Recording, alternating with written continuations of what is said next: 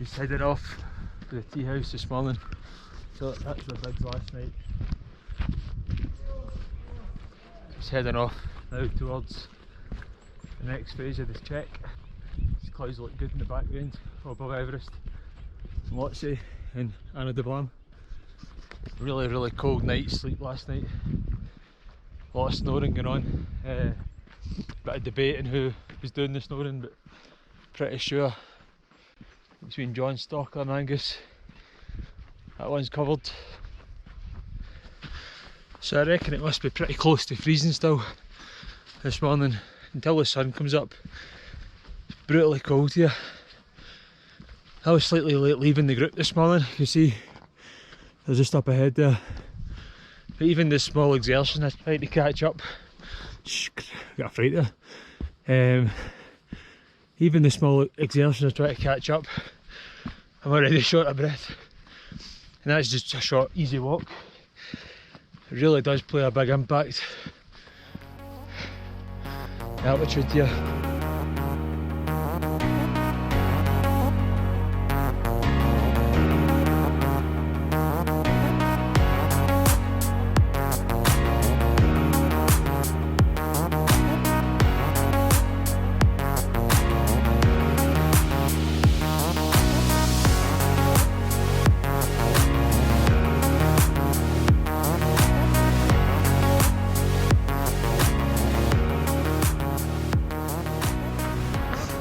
See them repairing the path down here, working tirelessly on fixing it. There's always folk working up here. It's dead clean, that's where all the money is. You guys do a great job.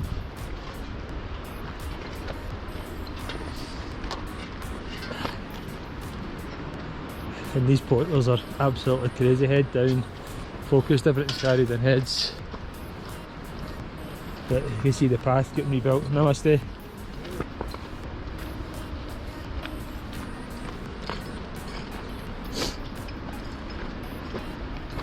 I've not seen huge amounts of this across the trail, but it's certainly clear there's huge investment in making sure that the volume of tourists can be supported.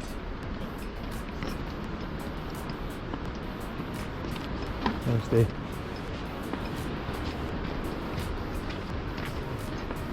So they're kind of burning. It's this kind of pine forestry. It's got a lovely scent to it. They'll burn that for heat, but it also smells fantastic. And you can see it's all the way along the trail here. So you can see the guys just chipping away on the stone there.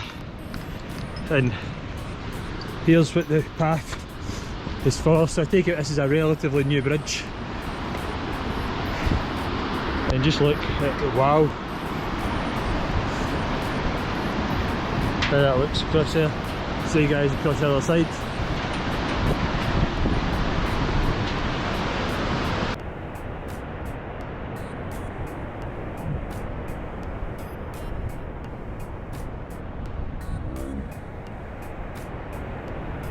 Call it the old bridge down there.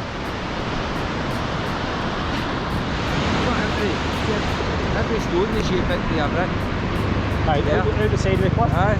That must have been the old, this is what this bridge must be in the place, and that's why they're making that path. I don't fancy that bridge. A yak precariously hedged on the edge of a cliff.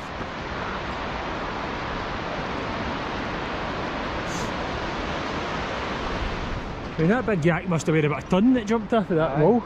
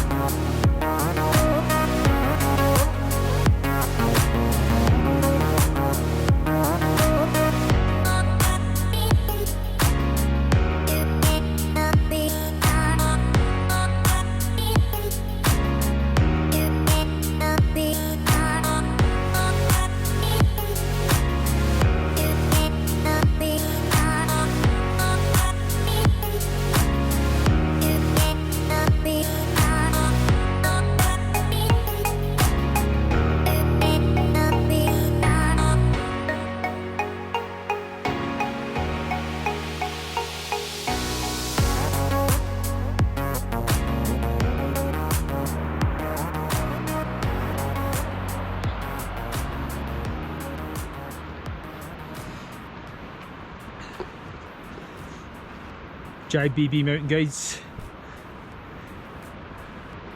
We're actually struggling a wee bit in the house today. Our older generation, Angus and John, were snoring right through the night.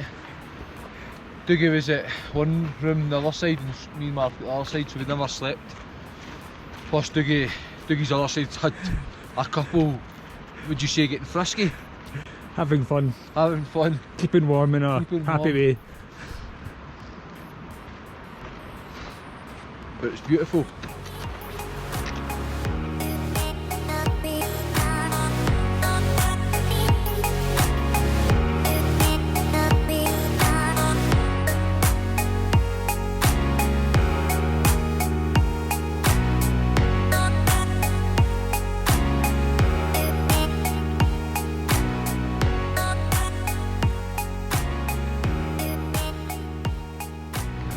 So we're getting some life guidance for James in this trip. So two things we're covering in the main are life-saving skills, mainly around falling over and stable footing. And the main one that we're focusing on today is swearing. It's been reported to me that I've got a bit of a potty mouth and it's not acceptable in James's company.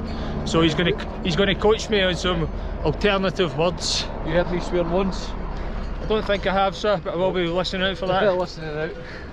Yeah. I'd take it pleasure if you did breach that rule. The key thing of today we were talking about is when something comes into this mind of yours, especially on these hills, is capture that thought and don't accept it. Live life to the full. Put it in the garbage bin, is that not? Put it in the garbage bin, that's what it says. And if you're American, it's trash. Put it in the trash can. So, good. Namaste. James is scouting for labour in the local regions here, James. Local gadgies. That's crazy, isn't it? They just work silently, diligently. Never bother, probably never complain. Just about survival though, innit? You've got to question their Hold on, ability to grow. Santa's coming. From that, you know, with it, you know, walking like that. I know. Oh yeah. It's not like, that is not like. I just seen when that hit this gate there, man. Supply.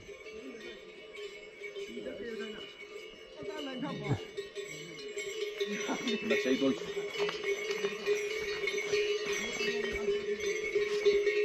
Rabbit's on. That's the one you can ride. No, they just strapped the bags out to the side of them. I couldn't carry two of them. That's half a house, man. That's half a house, man. That's a floor. That's 10 square metre floor. On two guys' backs. Every step I take, I make a new friend. Turn around and I'm gone again.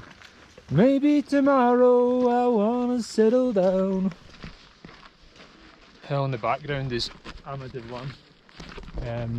A far more technical climb than Everest is. You can see, I don't know if you can see some people who are just over here.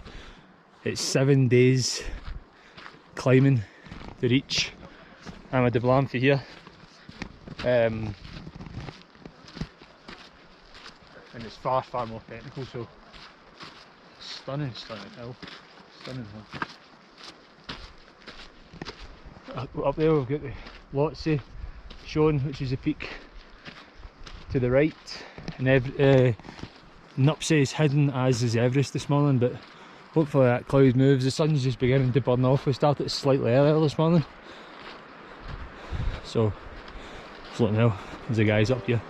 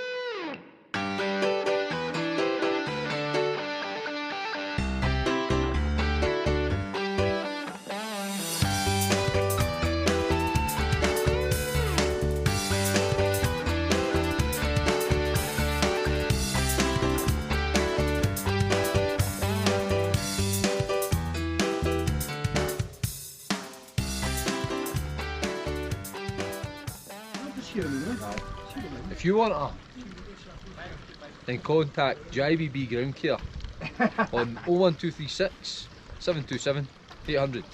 Thank you. Stopping for a cup of coffee in a tea house, fairly basic. It's the kind of standard toilets, very quiet. Guys around here. Just waiting on Jessie coming up the hill, she's a bit behind us. What do we ordered? I'll give you a black tea, mate. Alright? Is that, I don't know. Probably will come. For John, is that the one you want? Perfect, yeah, thank you. So we're up and above 4,000 metres now. He's feeling pretty strong still. The hills in the background there are the peaks that we saw out of our tea house in Namche Bazaar, so gives a kind of scale and distance. And Ama de Blam up the top there again, it seemed a million miles away before, but all the way down through the valley and beyond is pretty beautiful, pretty beautiful.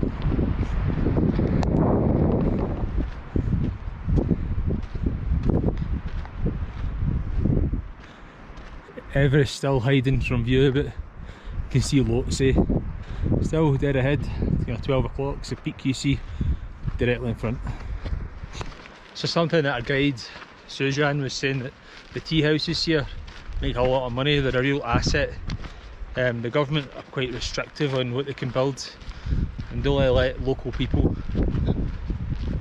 build or establish land to build a tea house on here. So quite often rich money managers around Kathmandu will come and rent out the tea house, so they put up the tea house owner into a 5-star luxury place in Kathmandu and then rent out their tea house is one of the ways they work around it. The other one is people marry in to the local area, so particularly men from places like India will marry a Nepalese mountain girl, and then that will then give them the rights to go ahead and develop the tea houses. See, it's a huge business, and they're all absolutely bursting, and the standard, as you've seen, is pretty low, fighting for breath a wee bit, even on a relatively flat piece of land.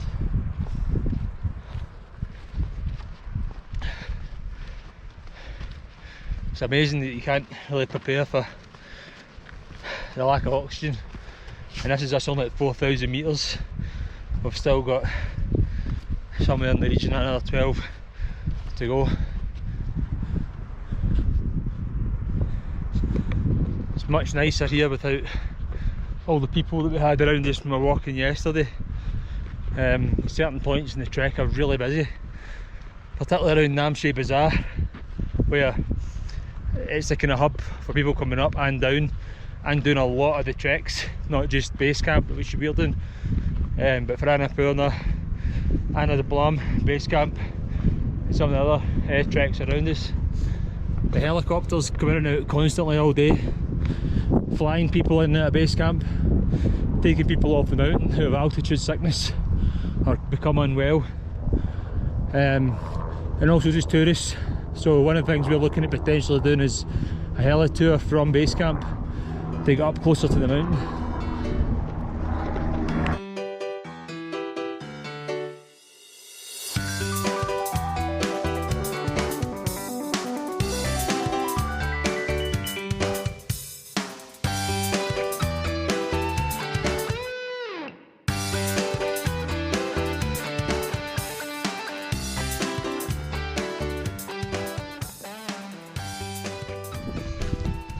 The landscape's really changing.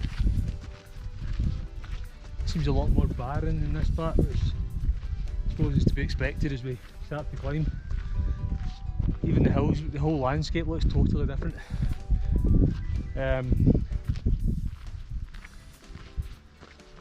This is a dog, I think, that's been around us all day.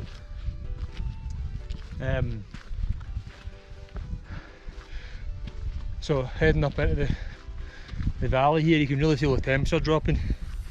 Last night was brutally cold. A lot of guys sleep with hats, gloves, clothes on. It must be well below freezing. in our accommodations. And it's only going to get colder, I think, from this point out. But unbelievable.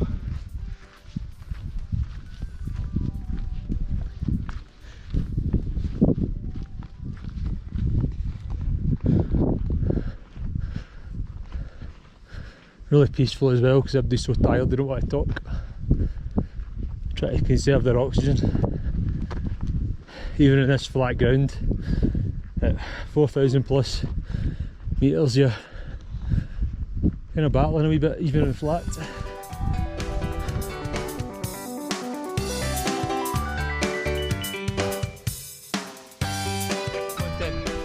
This sleeping different. We're going to have to go to sleep in staggered. You go to sleep before John and Angus. The way they keep the whole lodge up. And it's ridiculous, man. Absolutely ridiculous. Pure ridiculous. 1 minute he's snoring, the next minute he's greeting. And then the next minute he's Angus cheering. again last night. Celtic. If his wife's watching this, 12 pints last night, 5 whiskies he had. Do you get dragged to bed? Before dinner. Before dinner. If he tells you he's done Everest, aye, that's the pint Everest. So I've just stopped That's what I to says in the way up. These stones like time our shoelace there, and mental. Mark's taken the opportunity to create some separation between us. Shepherd Giblin is giving some guiding to Well, it was actual, what do you call it, Chef Mark John says that lunch is coming up. On my head. He's only eating 3 courses of that. Aye. James is actually trying to deflect his unmanageable Appetite. appetite. Finished for that eating. third pizza last night. He had 4 pizzas last night. Only the 4. I can't do something there to do, man. But to be fair, they were small pizzas. That's what Like he 9 said. inches or something.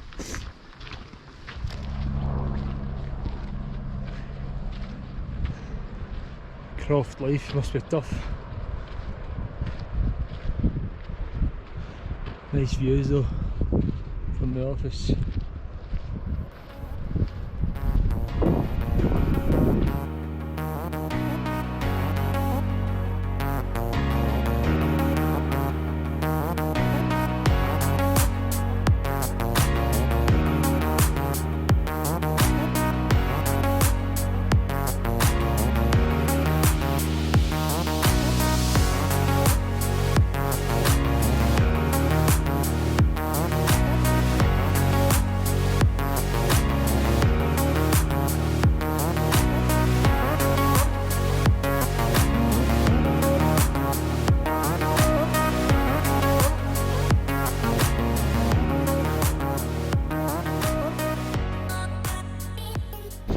So, in the shot at the moment, I've got the culprits at both sides that kept me awake. One was just young and having fun, the other one was snoring their mind off. So, I have now confirmed that the snoring was heard 2 rooms along. Although, for the records, I'll go on record here and confirm it was John Stalker in my mind. But I don't think he was the only culprit, but certainly the worst.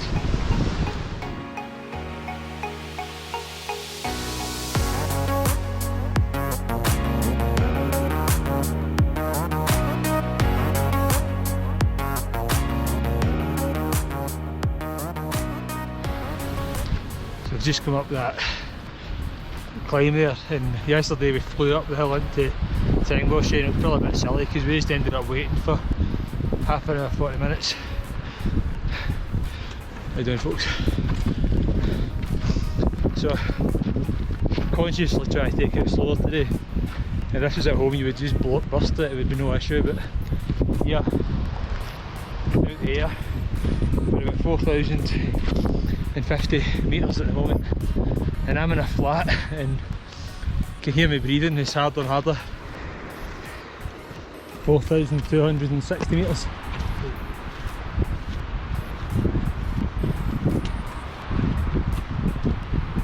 We continue on that trail tomorrow. No, we're going this side. Ah, right, okay.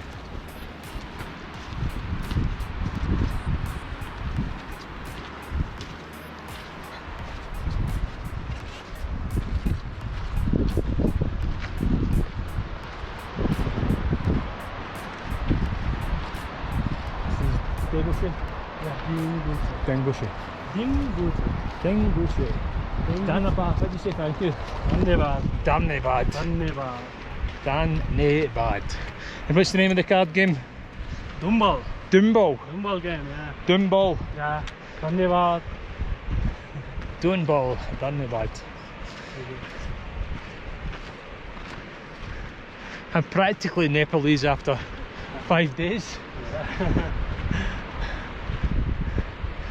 Where's James? Knows lunch is coming soon, he's motored ahead.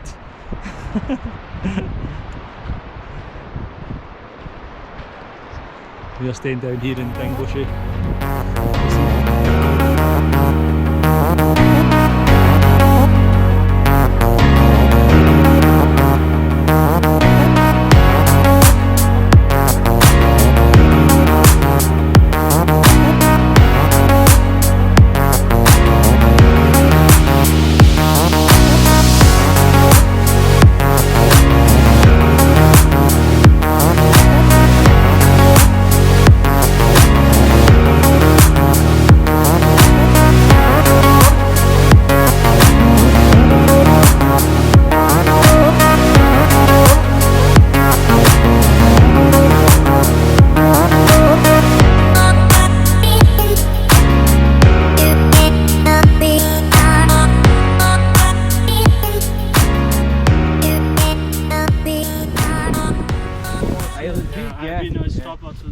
Some people do that, don't Yeah, they? it's a mountain, and normally people are very busy because people go Olympic and come back here. Alright. Yeah, Should we not stay here? yeah, we stay here. Stay, How long does it take from here to Island Peak and back? For one day, for next valley, it took only 3 hours. We stay one night. Then we stay one night in base camp. And next day morning, next day around midnight, around 12, start the climbing. Yeah. We have to sleep like a 6 hours in base camp. Right. And start midnight climbing, and maybe we get 5 to 6 hours per top. Yeah. Where is base camp? Hmm? Over there? It's the base camp is behind this house. Does your company do Yeah. Island Peak? Does your company do Island Peak? Huh? Your company? Yeah, I Island Peak? know that. You've done it? I did Yeah? 2 times. Yeah. Good. Why not? Yeah. That's the highest you've been, eh? Yeah, it's Is it hard? 6,200. It's almost coming down is very hot, but going super cold. Yeah. Because morning time is very big, windy, Yeah. and we can hide equipment in there. So over there, next valley, this valley, Yeah. we can hide there. So careful, so jacket, big gloves, also. And before the climb, our Sherpa guide also come with us in there. Yeah. And he give us training like 2 hours. Like this here, we have to running, is come back, with camp also. And we'll go there. It's solo part is very easy for climbing. Yeah. But sometimes only rocks part Yeah. is very big cramp. It's walk very hard. If you don't like a balance, maybe you break your Yeah. you get back pain. Yeah. How far from Lukla to Mera Peak? Mera Peak is 7 day. 7 day trip? Yeah. That's higher than the there? Yeah, 300 metres. yeah, it's 200 meter higher. Old boys are doing Everest base camp, then they're going back to Lukla. Yeah. Wives are flying, they're going up to Mera. No, it's from here. Sometimes people Mera Peak. They're back to Lukla and do Mera Peak. Lukla after the left side. Yeah. They don't need to come here, right? Yeah. And left side, and people go is around there, and people climb Mera Peak, and people is here our own mountain also later is Amalap side is called. Some people can climb with rope. It's very hard, but not easy. Yeah, it's Yeah. very hard. Look at that, the snow in that. Is that Amadub? Amalap, yeah. Actually, Ama means in Nepal mother. It's a mother. Yeah. And Doblam is like a doll. Mothers is just called actually in Nepal. Alright. Yeah. Full doll. 2 mothers. Two mothers.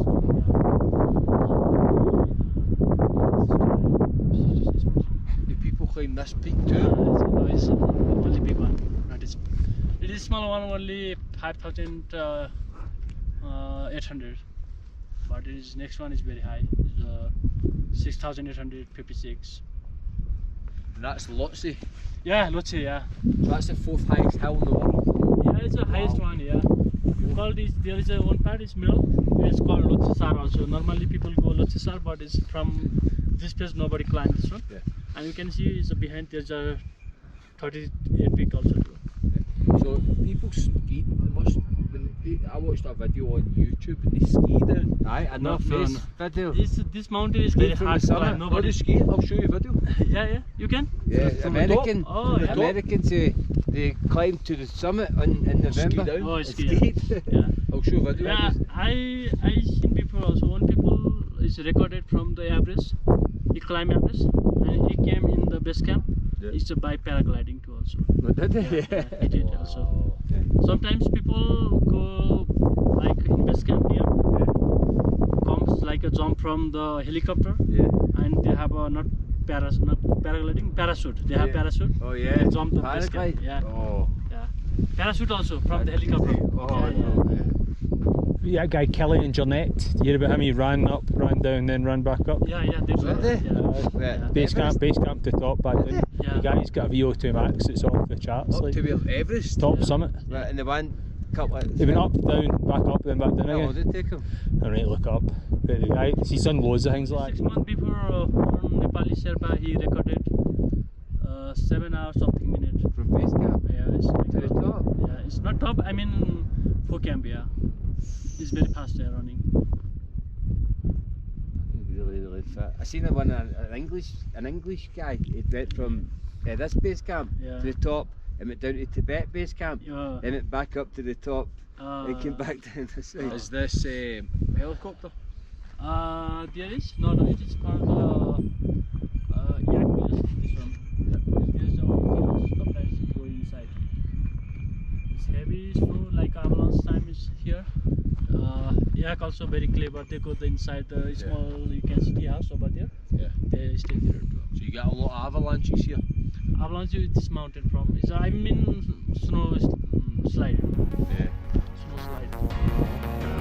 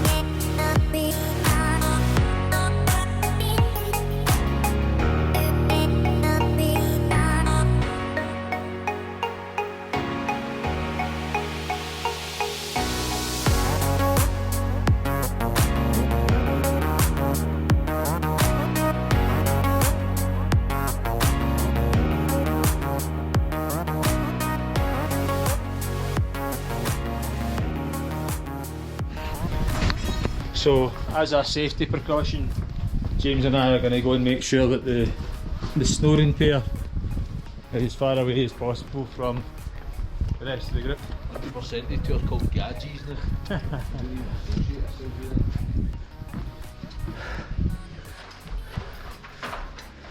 You hold them.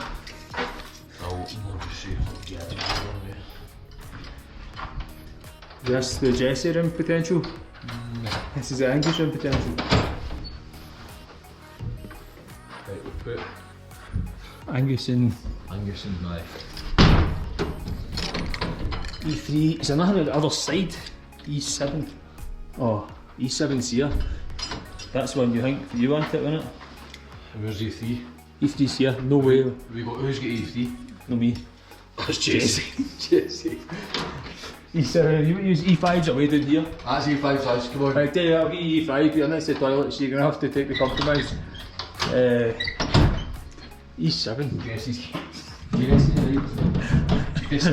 She's a bit lassie, she's hardly able to walk when Well, she see, gets the other thing is, put the guys up there and that's miles away for everybody, makes sense. No make sense, didn't it? Just put them up there so they're not fighting. Have you dealt with terrible snorers in the past? Oh, mate, I've got issues, man, I've got issues. Let's just go and see it. Hopefully it's a 1 bedroom for them. This is 7. You go in there. You get E2, no me. This is 5 up there. Who's got E5? How many keys you got? Dougie had a key under there and he was like, here's a key. There is nothing to substantiate that claim, just to be fair. Look at the look, man, this made me laugh. Oh, that was St John's prison officer. Look at this, is like This may be nice in here, I might take this.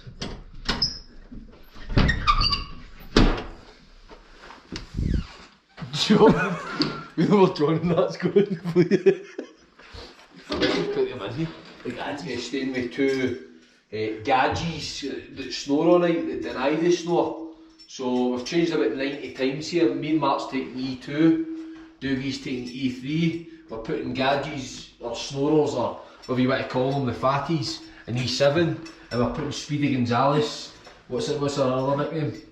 Twinkle Toes. Twinkle Toes is going in the double bed. So E7, they've got E7. You've got E5, what have I got? E3, E2. Danger room. Right, I need to go get 40 egg boxes to line that facing side of my room.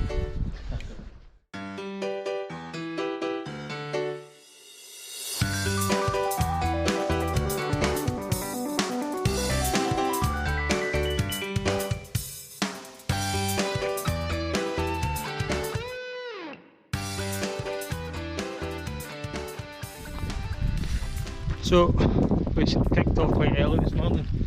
So we've had lunch and now we're just going on a short hike, 300 metres to look over Dingboche and see the views to the other side of the mountain. Also help with our acclimatization. 4,300 metres and I've started walking and you can see the impact that has immediately in your breath at that height. It's getting really cold, the clouds beginning to come in. 2 of the guys are up ahead, in the Good Luck Hotel.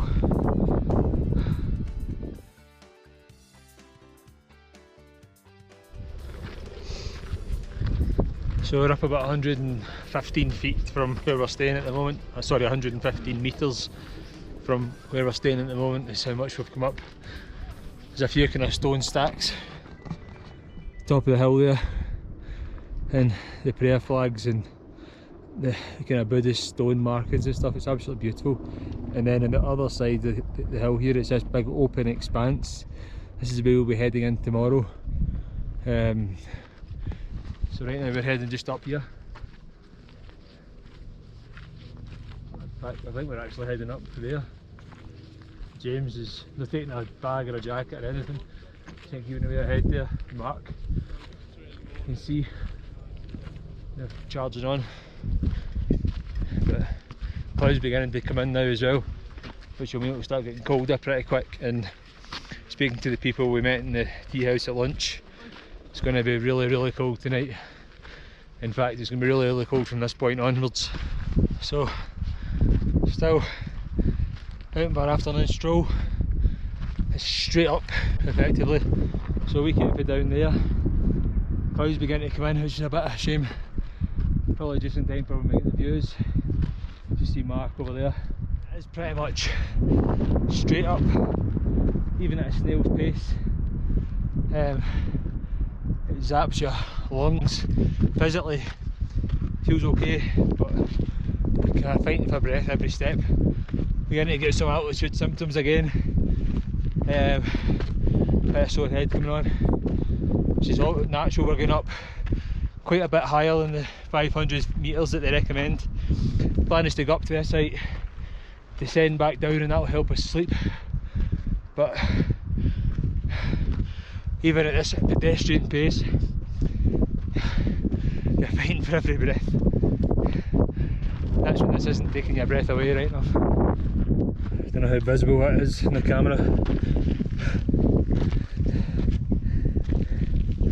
Just about clock 4:06. There we go. 4,600 metres. The clouds completely in. I'm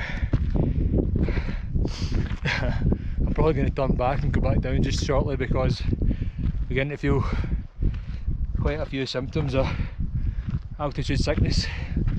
My face and my fingers are tingling. My head's beginning to pound a wee bit. It's going to help tomorrow, so we're going to drop back down probably 300 or 400 metres here to sleep. I've actually walked on past the point that I'd originally planned to come to, so there you can see the flag through the cloud there. That was the destination, but I'm just going to push on. I think James is up here somewhere, so I'll probably meet him on the way back. It says that the high bits there is where they actually keep the yaks in fields, and they stay in actually the huts when it's cold. They just go in, and if the shepherds need to go and get them. Look, if you just look through here, you can see Amaduplan just coming into play. So it is. It's a very difficult hill. But during the off season, when the yaks only get used, they get kept in the fields. Look at that view. Look at that view. So I'm up in the mountains. I've got two new shepherds, Shepherd James and Shepherd Mark. Who's Shepherd James? I'm Shepherd Jazz. Shepherd Jazz. He's taking on his Hindu name Aye. for this trek. So Shepherd Jazz. Feeling good. We come into Dingboche today at lunchtime. We had some lunch, and then now we've just done a bit of hill walking, high acclimatization. I can't even say that, sorry. Come up to about 4,650. Do you reckon that's right, Dougie? there or thereabouts, probably a wee bit more. Thereabouts, we went up. Legs were lead, not got to lie, but we're starting to feel good now. Looking forward to getting back and relaxing, getting a shower, recharging the batteries for tomorrow.